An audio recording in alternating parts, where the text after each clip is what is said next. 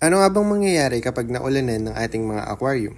There are two things that we don't want to happen. Number one, the pH level will be affected because rainwater is acidic. And kapag acidic ang ating water or water source or water nila sa kanilang aquarium, hindi sila ganun ka-active.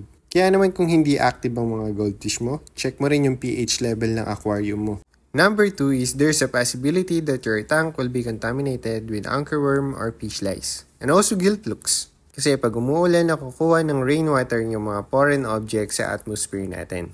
And kapag na-impest na yung aquarium mo ng anchorworm and fish lice, medyo masakit na sa ulo and magastos ang pag-treat sa whole aquarium. And we don't want to back to zero cycling our tank again. And that's the reason bakit ako nagpalagay ng cover dito sa aking garage kung saan nakalagay yung aking mga aquariums. Para naman hindi na ako mag-worry kahit natutulog ako, alam kong safe sila sa rainwater.